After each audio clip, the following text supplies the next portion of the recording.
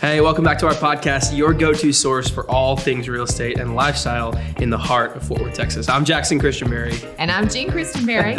And together we're here to guide you through the vibrant world of Fort Worth and surrounding suburb living. We believe in creating a community where everyone feels at home. And that's why we're committed to bringing you honest, expert advice in a fun and friendly way. From the bustling streets of downtown to the serene suburbs, we've got the scoop on what makes each area unique. Each week we'll dive into the latest market trends, offer tips for both buyers and sellers, and share insider knowledge to help you make informed decisions. So whether you're a first-time home buyer, a seasoned investor, or just curious about some of the Fort Worth charming neighborhoods, you're in the right place. Let's jump into today's episode. Welcome back, guys, to our podcast, Welcome Home Fort Worth. And we are talking today about tips and tricks. First of all, we're going to talk about tips and tricks for sellers. And then if you're a buyer and you're more interested in tips and tricks for a buyer, then after the break, that'll be our section on tips and tricks for our buyers today. Yeah, about halfway through the video. So feel free to skip on, but we'll jump into sellers now. What are we talking about today? So today we're talking about curb appeal. So this is a curb appeal makeover. There you go. Yeah, have you ever heard of that? Makeover for curb appeal?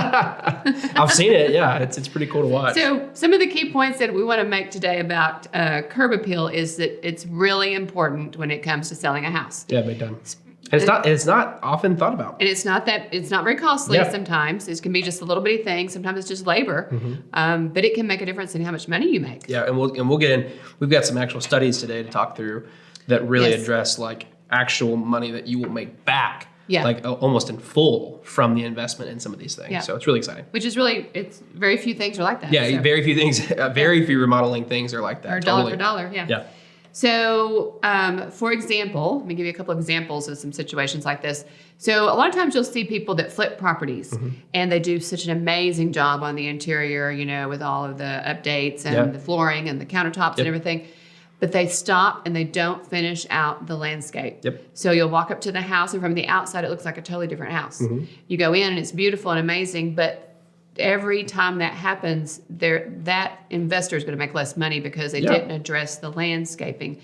And so you don't have the whole cohesive feel of how that house really fits with the outside. So a lot of times people will do that. They won't do the, it's pretty minor sometimes. Sometimes it's just mowing the grass and edging. A lot of times it's just edging. Looks so good when you do it too. Yes, it can make such a difference. It just trims it all up. It looks well cared for. It looks like people have been doing it all along. Or if there's spots where there's missing grass, that's another place where sometimes people won't do anything about that. And if they'll either make that into a flower bed, add some rocks, some pavers, some stones, or just fill it in with grass, then that too can make a big difference. Things like we had a property that we had listed and it was an estate sale. So the owner was deceased and had a lot of trees and limbs and everything overgrown. Shrubs were overgrown, hadn't been trimmed in a long time, hadn't been weeded. There was weeds in the flower beds. So for $500, we have a landscaping company that came out. They trimmed everything. They cleaned out all the flower beds, put in new mulch. They trimmed up all of the trees, the shrubs and everything. And that next day, we had an offer on that property at over 100% of the price. Love it. So, I mean, it just makes such a difference if you can just do those kinds of things. And it's mainly labor. You want to make sure, of course, that you're showing the house to its best. That's the whole idea of curb appeal. And that it really fits in with the rest of the neighborhood. So, if we look at what's our favorite ways of boosting curb appeal. Fun fact, this study that we're going to talk about just next says that 92% of realtors recommend doing landscaping, recommend doing curb appeal upgrades to some degree, which I just thought was like, first off, what's wrong with the 8%? Like, y'all get with the program. Because 92, why are you not doing it's a big deal. Like that, there are very few things in an industry where the entire industry says we should do this. There you go. Like that is such affirmation to say that this is a big deal, and we should treat it that way. Yeah, that makes total sense. Yeah, like what? Sorry, I didn't mean to cut you off. No, like, what would you say to somebody like if you were like, what have been your favorite memories of curb appeal? What are your favorite examples of that? Like, what would you go to? So just as a realtor and looking at houses with people, with our buyers. So, you get out of the car at the curb and then they turn and they look at the house. and then they go right for the door. Yeah. So the first place everybody looks is the front door. Yeah. And then they look at the walkway going up to the door. Yeah. And then as they're walking up, they're going to be looking over to the side and the side. Yeah, so it beckons you. There's like a good 10 minutes that people are in the middle of and seeing the whole curb appeal process. Yeah. Well, and you talk about drive-bys alone, right? Like, I mean, drive-bys are a thing, y'all. Like, you may not get showings, but you'll probably get drive-bys. Like when somebody sees a sign in the yard, or if there's an open house, right? People may not come to the open house, but they will probably drive by the home, right? And so the home is really judged first. I mean, truly judged first by the exterior. Absolutely. More than it is the interior ever. So it's nice to make a good first impression like that. But yeah, and we want to make sure, that the eye, where the eye's going, that the buyer's going to be looking, that we've got that addressed. Yeah, and then it looks sharp. So yeah, I mean, so talking about this study that we've got, I mean, it was really kind of crazy. It was released about a year ago from this coming March. It basically talked about, it was a study to see the cost recovery on outdoor remodeling projects and how many people really truly regain the cost of their investment in doing that when they went to sell their home. And what they found, I mean, this first number is just shocking. I mean, it's like nobody's going to like hearing this, by the way. Nobody's going to like hearing this because everybody wants to avoid what this number one thing is. Here's the deal. There's a 217% return on simple standard lawn care service. Yep. Having somebody come and mow your lawn during the course of a lawn care service, come in and mow your lawn through the course of this, getting it ready to sell, listing it, being on the market through the end of the sale. 217% return on that investment, right? Yep. So you make your money back in spades in what you get back on your on your home sale. And that's a great point too, because not just getting it ready and getting the photos and everything taken care of, but continuing the through the maintenance whole process as it's showing, as it's going. Because the second you start letting off, I mean, that's just really a great thing to point out. The second you start letting off with that, the lawn care service, I mean, y'all, that buyer's going to just start to not like you a little more and start to kind of be like, I don't know if I like this house as much. It's not looking as good as it did the first time. They must be in distress. Something's going on. And so it just leads the buyer to start doing it. And then you're going to find that in the buyer's behavior. The buyer may get, skittish and may go somewhere else. The buyer may just not be like, they might start asking for dumb stuff that they wouldn't have if they had just been enamored the whole time with this process, that you would have gotten a 217% return on your investment in that lawn care service during the course of that. I just cannot get over that number. 270, more than twice as much as you put into it. You get that return. It's just, that's amazing. And that's such a great, this is just such a great statistic. So moving on though, 104% in landscape maintenance. So this is like your flower beds and that kind of stuff, mulch. Right? Mulch, all that kind of stuff. Overall landscape upgrade, if you're going to upgrade your landscape and the look of your yard, it's going to be 100% of a return. Another 100% return, and I love this because I am big into this, outdoor kitchens. And that's super exciting to hear that. Like that's a really good investment to make in your home if you're somebody considering doing that. If you're somebody who maybe hasn't done that yet, here's a good reason to do it. Show your spouse this if they don't want it. They don't want to make that investment. Hey, 100% return. So keep that in mind. I guess this is the study. I need to make the disclaimer just to be smart here. The disclaimer does need to be, hey, it's got to be local for your area. If you don't have any other outdoor kitchens in your neighborhood, then don't spend your money. Maybe we want to have a conversation about it. Ask somebody like us. We can get you that information. New patios, 95% of your investment, still a great number. New wood decks, 89%. Tree care, 87%. I thought that was interesting. Yeah. 83% on an irrigation system installation. And then landscape lighting, 59%. Fire features, 56%. And in-ground pool additions, which this one we know this, 56%, y'all. Yeah. So something to do. But I mean, what that means is like there is a true financial benefit to investing in a curb appeal. There's a true financial benefit to that. And I mean, your home can sell for anywhere from 2% to 8% more, depending on the investment that you make and how it rates in the neighborhood. Always do, we probably need to make the note as well. When it comes to curb appeal, if you're in an HOA, you do need to make sure that you're aware of what your HOA tells you and what you can do, because that will get you in trouble with your HOA. Yeah. And so you'll make this great investment and then you have to rip it all out. Right. You don't want to do that. Right. So, and it'll make it difficult for the buyer to then be involved with the HOA. Yeah, exactly.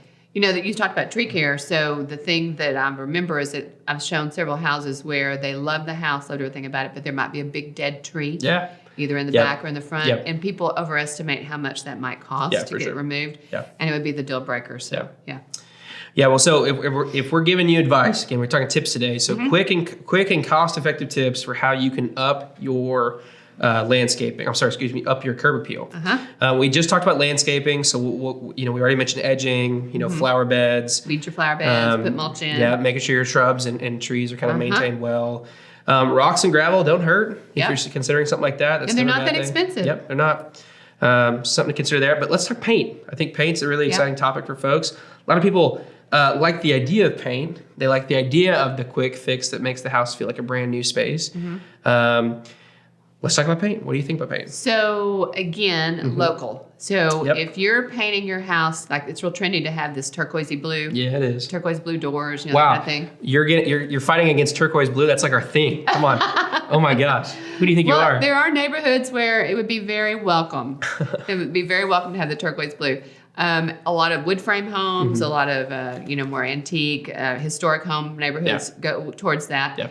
But if you are in a neighborhood where it's brick and it's all neutral colors, and I see a lot of brick neighborhoods doing black and white now too. I see a lot of that. Yes, you'll see a lot more of the neutral, basic colors. So if you come in and you paint a bunch of turquoise trim and a turquoise door, that may not fit in that neighborhood, but it would fit in another neighborhood, such as Magnolia, the Magnolia area. Oh my gosh, Arlington Heights, that neighborhood over in Fort Worth. Those are all great neighborhoods to do that. But then you've got neighborhoods like around Riverbend Country Club that are brick homes, very traditional. The money that's spent in landscaping there is going to be spent on high-end shrubs, high-end trees, high-end lighting. Yeah. But it's going to be very calm and very neutral. Yeah. So, you've got to match. Yeah, you got to match. I think that's good. Match. And what I think the nice about paint, too, is that maybe, if you're somebody who wants to feel the freedom to go paint what you want to paint, obviously your HOA may have control of that if you have an HOA. If you don't have an HOA, I would just say if you want to do it, go do it, but just realize that you may have to paint over it when you go to sell. Sure. When you want to make it accessible to a bigger buyer pool that will get you more offers, that will get you higher offers, just know you may need to paint it. So just as you are making the investment to go paint it the turquoise that you like or whatever the color is, know that you might need to repaint it when it comes time to do it. And consider if you really want to bring color in and you want to be a little more careful about that, do it with accents. Do it with pots. Yeah. Turquoise blue pots, maybe shutters, maybe things like that. There's a ton. I mean, there's a whole, I forget how you search for it, but there's a whole renter aesthetic, renter upgrades on Amazon, where if you just go there and search, renter wallpaper or whatever, it basically gives you renter-friendly wallpapers and things that you can put up that's easy to take down when you need to move out. And so it can make a rental home feel like a custom home with some of these, cute things, but then it's easy to take off when you need to move out. So there's a lot of options when it comes to that as well. Yeah. And don't ever forget the value of the front door area. So if I was going to spend any money, as long as I kept things mowed and edged, and then I'd spend the rest of the money on the front door area. It is, this is the accent wall of your house. Yeah. That's what this is. Absolutely. And it's just, I'm such a sucker for a nice accented, really well done front door. It just really draws you to the home, makes you excited to come walk inside. There's a lot of really cool things that come with it. Could be updated hardware that you put on the door, a special color. Make sure everything's pressure washed around the porch. That there's no bugs, no cobwebs, and have your flowers or your color, your pots, whatever you're going to have, and a mat. A welcome mat too. So you can do the whole thing. The lighting, the light bulbs need to be on. As far as they're working. So just really take into consideration that front door totally. area. Yeah. And if we're talking lighting too, you just mentioned this, landscape lighting, again, it didn't get you the craziest return on your investment. What I will say is that especially, not only does it help you with your safety feature and people feeling more safe with the home and more excited about the safety feature, it really helps your home stand out at night. Yeah. If somebody's driving by, it's not unrealistic to think that somebody would come drive by your home at 8 o'clock, 8:30 if you got on the market, and on their way home from whatever they've been doing that evening. It is not unrealistic to think they drive by. And so this helps your home still stand out even in nighttime. So not necessarily something that I would recommend you just go invest in, unless it's common in your neighborhood. If you're the only home in the neighborhood without lighting, you probably need to do that. Yeah. Because it will affect your pricing at that point. It would stand out. It would be kind of a thing that'd be like, why don't I get this? So lighting is just be aware of that with lighting. I think lighting can make a big difference, but also It's more of a safety and it's more of a feature for nighttime stuff. And there are some people who, when they do post their listings, their listings will be with the nighttime photos. Absolutely. So in your backyard, a lot of times we'll do twilight photos with the backyard. Yeah. So if you have some really great lighting in your backyard as well, then that would be something to take pictures of. Had a friend of mine, he's not from Texas, but he called those honky tonk lights. Yeah. You got those kind of patio bulb lights on your patio. He called them honky tonks. Then that's something that we can kind of accent in the photos for sure. Yeah, and it creates an environment people love. Yeah, this is something that this next point, y'all, I am horrible with this because I love the way these look all the time, but I never do them on my homes. I need to. Yeah, I need to do them so bad because I care, and it's a function thing. So we'll talk about that, and then I'll tell you the function piece of it because I've got a funny story. But go ahead. So we're talking about mailboxes and numbers, house numbers. Yeah, you're like, that's such a weird thing to get excited about, dude. Yeah, it kind of is, but it does make a difference in how things look. Yeah. The modern big numbers that look unusual, but it really will modernize a house. It'll change the look of the front of it. The reason it's so exciting is because y'all, for anybody who uses DoorDash or Amazon, it affects your ability to get deliveries. If somebody cannot clearly see the fact that you live at blah, blah, blah house, it's going to affect your deliveries that you get. So that's something to be aware of. That's funny. So those are cost-effective things you can do. Now let's just take a quick second and talk about, do you DIY it? Right. Do you bring in somebody? What do you recommend there? I would say, of course, it depends on your level of ability, right? If it's going to take you more than a weekend, you might want to think about having that hired. Okay. And the other thing is that, a lot of the landscapers that you hire, people you hire to do that, they have great connections for stone, for mulch, bulk mulch, that kind of thing. Get you a better deal on the buy. Absolutely. Sure. So it might not be as expensive as you think, and it might make it worthwhile by the time you figure up all of your materials and then having them do it. We've got several landscapers that we recommend that, we'll just ask them to come out and do basically a curb appeal improvement, and they know exactly what to do, and they'll take care of it. Anything from rocks to paved stones to whatever. So if you are up for that and you've got the time to do it and you like doing it, go for it. But if it takes you much more than a weekend, then you're probably going to want to think about maybe hiring them. Yeah, and especially if it's going to take you, even if it's going to take you a weekend, but you're not going to do it, you're not going to see it through the end. Yes. You're going to halfway do it, three-quarter way do it. Yeah, that's you're not going to finish it out. Y'all, there's just no reason. Make the investment, save yourself the time and the energy and the stress of doing it. Yeah. And just go get it done by somebody else because it will affect your value. And especially with things like landscaping, y'all. I mean, if you're doing these landscaping improvements in January, but then you're waiting until, summer to sell. I mean, Texas, the temperature, you don't need to be, most people don't need to be out in the middle of summer in Texas doing landscaping projects because they shouldn't be doing that. It's a health risk at that point. Yeah. And we would recommend too, if you're going to do it, not do it right, or you're going to take too many shortcuts with it, it'll look kind of shabby. It's better to just not do it. Yeah, totally. Yeah. Unless you're going to pay for somebody to do it well. Yeah. All right, so that's a lot of tips and tricks, folks, about with ways to improve your curb appeal. Curb appeal is really important, like we mentioned, when it comes to just things that you invest in, landscaping especially, y'all, and taking care of your lawn. These are big deals, and these really do affect the price that you can get when you go to sell your home. And the buyer's first impression of your home when they come to check it out. And buyers who fall in love with houses are much more likely to close the deal. Yep, that's what you want. So we really appreciate you joining us for this week with our tips and tricks for sellers. We will catch you back next week. Or if you're somebody who's interested in buying, stay tuned. We're going to be talking about buyers next. Hey, everyone. Real quick before we get back to the show, if you're on Facebook, Instagram, or YouTube, we'd love to connect with you. We post a lot of content like this in case you miss an episode, along with more Fort Worth and surrounding suburb local insights and finds. You can find our team at the Christenberry Group on all social platforms, or you can connect with Jackson and I personally on our Facebook and our Instagram accounts. Just be prepared for lots of pictures of my grandson on either account. Now back to the show. Hi, y'all. Welcome back. If you joined us for the first segment, you heard about tips for sellers, and now we're going to talk about tips for our buyers. Yeah, and so we're talking about making a competitive offer today. Yes. And how to do that. We believe this coming market for buyers is going to be a little more competitive than at least last year's was. And so we want to make sure that we're kind of preparing folks for what that might look like and how you might approach those kind of scenarios. So give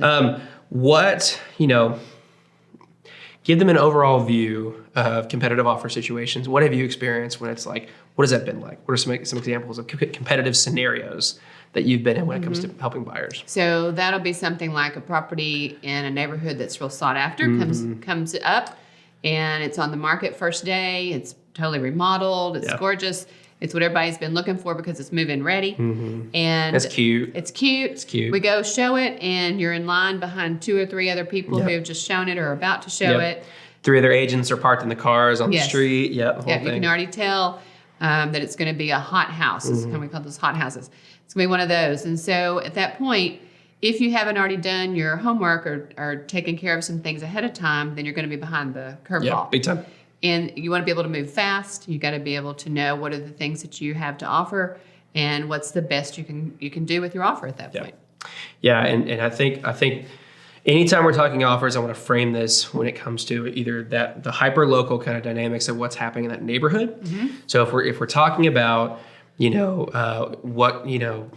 first off, if you're in a competitive situation, you may need to understand that you might need to do a lower closing date. And so making sure you have that conversation with your lender.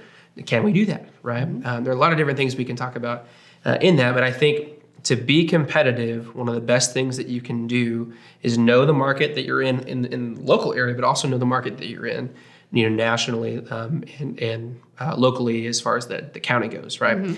So what I want to do is I want to refer everybody to our market update episode because I think we covered a ton of these kind of topics in that episode. So if you haven't seen the January's, we're filming this for the month of January.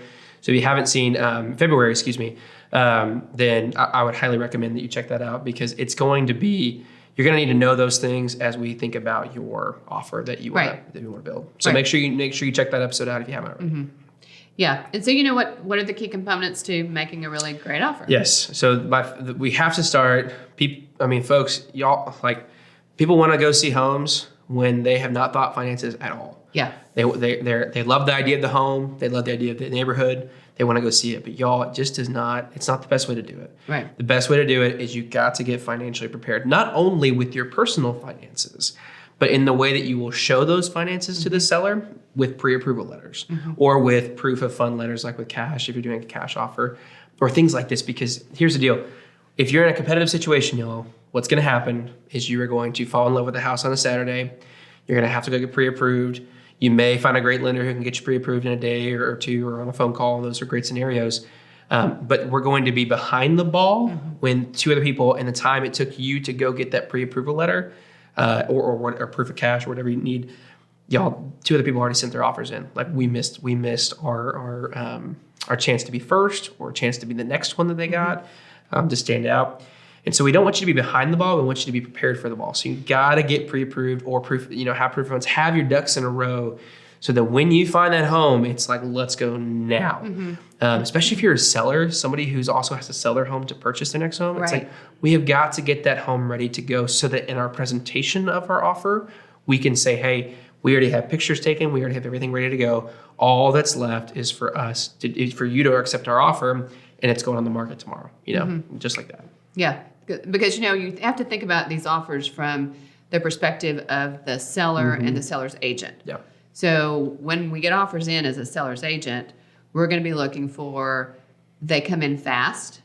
So because what that means is you fell in love. Yep. We want buyers who fall in love.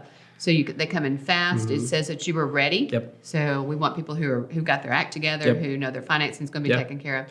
And we're looking for people who will give us the best terms. So it's not always just about money, but it's also about the terms. Yeah, and we'll get into terms here in just a second. While we're still on the money, I really think you also need to know that a good listing agent is going to check out the lender that you're using. And talk to them. Yeah, and talk to them. Yeah. Or talk to your banker or whatever, your accountant, if you're using proof of funds. Because we need to know, hey, tell me about this buyer. What are we thinking about them? Is this going to be a hard, case to close? Is it going to be an easy case to close? Oh, they're already underwritten. Oh my gosh, that's awesome. Tell me more about that. Can you do this closing? What does it look like when you order appraisals? We can go through all these questions with them. And this lets us have a lot more confidence when as a listing agent, we present your offer to our client. It lets us have so much more confidence in that presentation because we can say, yeah, we checked out the lender. We did our homework. And so if you didn't pick a good lender, or you pick somebody that we can't get a hold of quickly, it's like, y'all, that's a not a red flag necessarily, probably too strong of a red flag, but it's something that we're going to make note of and be aware of. Right. Well, and if you do, some of the online lenders don't assign you a person. Sure. And we don't have a number or an email or anything to get a hold of a person to confirm anything. Yep. So you kind of keep that in mind too. I mean, the more secure that you can help that listing agent and that seller be, then the better your offer is going to go. Well, and if you're using your own personal bank, big box banks, like they may not be available on a Saturday or Sunday time, depending on the time of day that you want to go under contract. And so that can be an issue, just depending. And, they may not be able to get it closed in 30 days. That's a whole part of that too. Yeah, we want a 60-day close. Well, that's not going to meet. Yeah, we were talking, so that's terms. So let's get in terms, because terms are important when it comes to offer. So obviously, everybody knows price. Like, everybody wants a good price for their home. They want above, every seller wants above asking. As much as possible. As much as I can get, I want the most, So price is obviously in there. We're not going to touch too much on price. I'll tell you that as we're building your offer, what I'm going to do for you is I'm going to make sure that you know the pricing of the comps in the area for that home, the local market.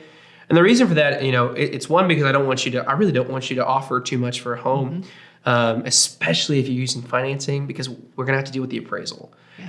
That appraisal, we've got to meet value for that appraisal. And so that can happen either through, we meet value, and so your offer price is what that home is worth. That's a great scenario because there's no more negotiation needed. However, we also don't want to present the scenario that is we came in low, so there's a 10K difference or a 5K difference, and either you got to come up with that, or seller's got to come up with that, or halfway to solve that problem, and that just creates another bump along the road that we don't have to have if we offer well. Or I want you to know that, hey, your offer is probably going to be a little higher than what it may appraise for. I'm not an appraiser. I don't know what that. I can take a wild guess. Or educated guess, I should say. But I can at least tell you, hey, you need to know that you may be, we may have a liability it's too strong to work in, but you may have a gap. You may have a gap here, so just be aware of that. It may be come down the pipe. So get you prepared for it just in case. So that's the only thing to note about price. But let's talk tell me about contingencies, tell me about closing timelines. Like, tell me about these other things that go into a good offer. So you're going to want to do, if this is the house that you want. If you really want this house and you're going to be competing, then we're going to tell you to go all in. Yeah. And you've got to determine what all in means. Yeah. We'll ask you questions to help you determine what that means. Yep. But you can't do the whole, well, I would go all the way to 350, but let's offer 340. Yeah. And let's just see. When you're competing, you can't do that playing around. You have to go all the way to the end. Yeah, and I think people expect, the reason why I hear most folks want to do that is because they expect that the seller will say, well, they'll come back. They expect the seller to come back, and the reality is you are never guaranteed to come back. Right. A good listing agent will do that. I'll be honest with you. They should do that. But they don't always do that, especially when they got 20 offers or something like we had in 21. Right. Or if yours is low. Yeah, if yours is low, it's like, well, I'm going to go talk to this person over here. So that's you need to be aware of kind of the pricing with that. So. Yeah, and be ready to go. And so we usually ask our people questions like, if you don't get this because of this offer, if you knew that a different amount would have gotten it for you, will you be okay with that? And so bottom line is you got to be okay with where your line's going to stop. Yeah. So we ask questions like that. So, as we're crafting the offer, we're going to be asking you lots of questions to bring out what are your end, how far will you go? Yeah. How far do you want to go? And what are you comfortable with? And just, not to make you, we aren't, taking pleasure from the fact that you're spending so much money. Right. It's not to get you to do that. It's to say, hey, if you want this house, it's going to take this. It's just to make you aware of, you have told us that you want this house. In order to get this house, you've got to come. From everything I'm hearing, multiple offers, from what I'm hearing from the listing agent, I believe as your agent, as your advisor, that this is where we need to go to in order to get that. And if that's not what you want to do, then we need to all be okay with it. Yeah, totally. Just be real okay with it. Be okay with it. And that's great. And that's what we want. So that's our whole goal, is to help you. We just see it happen a lot where people go, oh my gosh, if I'd known I only had to go $5,000 more, we would have got it because we wanted it so bad. Right. So that's to save that scenario. Yeah, totally. Yeah, so, with contingencies, there are a couple options here when it comes to contingencies. There are things that... what is a contingency? Well, so there's a lot... How would you explain There's a lot of different... So most common is probably contingent on the home sale. right? So that, somebody who has to sell their home before they can buy the home that they've offered, right? So that's usually the most common contingency.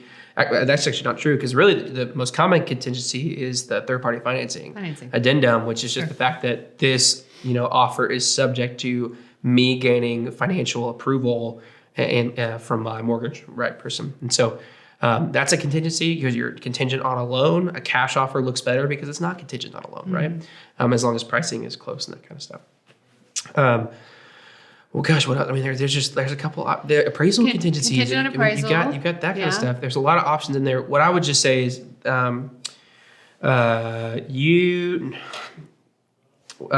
least contingent you can be, the stronger you look. There you go.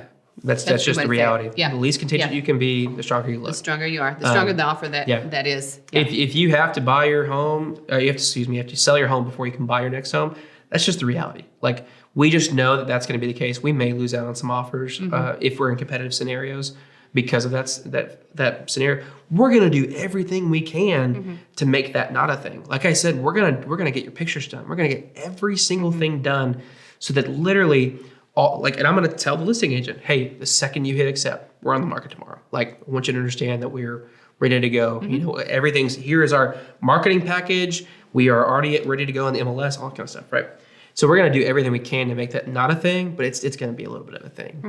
And so what we do is we try to balance that with better terms in other areas. Yeah, if you need to. And so that's, if we're talking terms, just so you know that there's three things that usually are fees, if you will, that come up in the process of a home sale.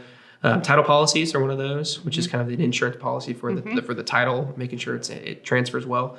There are title policy, who's paying for, if there's a home warranty, that's an option as well. I can't remember the title policy, home warranty.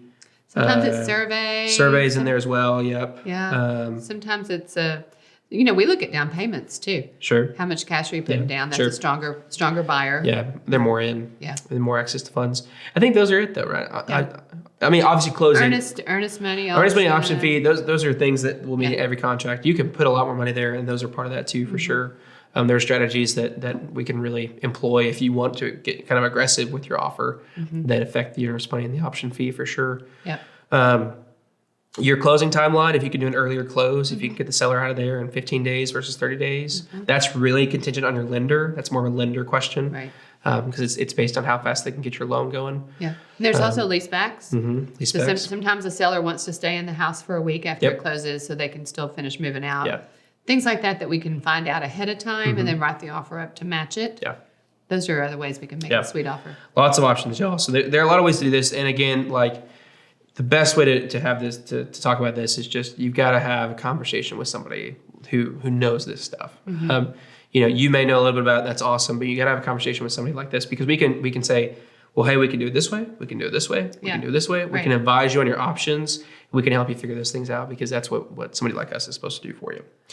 But we're going to craft your best offer depending on your goals, depending on how fast you can go in, how far you can go in. And then it's negotiation time. Yes, and negotiations are so fun. They're really, they're very dynamic. They're very, every agent does negotiations different. We have a whole negotiations podcast, so if you're interested in how we approach negotiations, I encourage you to go listen back. I think that was back in the month of 2023, November, December, something like that. Yeah, it was one of our first ones. And so I would encourage you to check that out, because I think that there's a lot of different ways to do negotiation. But the thing that you as the buyer would need to know in negotiations is, you just want to make sure your agent, you want to make sure you and your agent are on the same page. Yep. You want to make sure that you and your agent have clear communication, and that you have told your agent how involved you want to be. Do you want to hear every single little thing? Do you want your agent to be kind of asking questions on your behalf based on, y'all getting on the same page? Your comfort level with that is what you want to make sure is known. Yep, absolutely. And this is where the trust comes in, and make sure that you hired an agent that you think can represent you. Any common mistakes you see with offers? I mean, that's obviously the common mistake with offers. I mean, truly, is just an agent doesn't write it the right way. I mean, that's just doesn't do the due diligence of checking a MLS to make sure that they have the right details for everything. Yeah. So and when we see that as a listing agent, and you see those come in, and if you've got 7 offers that come in on a property, and you've got two of them that are real close together in price and terms. Yeah. And you've got one that's been written up real sloppily and wasn't no attention to detail. Yeah. You're going to lean towards the one that's written up right. Because the other ones are dangerous. Like that can get dangerous down the line. Yeah, you don't know as you're negotiating stuff. That can be really, that can cause problems for your client. You don't want to do that. So you want an agent who'll, do it. Right, this is a legally binding contract, a purchase contract. Well, and in our scenario, like we don't do that. I mean, we know how to, but we actually have a whole, section of our business that is trying to make sure that we are complying correctly with this. They're checking and balancing to make sure our contracts are written in the legally sound way, because we're only human, right? And so that I think that's a great thing that we have access to, that some other agents do have access to as well, that we choose to opt into that. That's not something that every agent has to do, but we want that kind of review and we want that kind of compliance. Oversight to make sure that we are, we're not lawyers, but we have good contracts for our clients. Absolutely. But that's more of an agent thing. So it is. What would you say for the buyer themselves? For the buyer.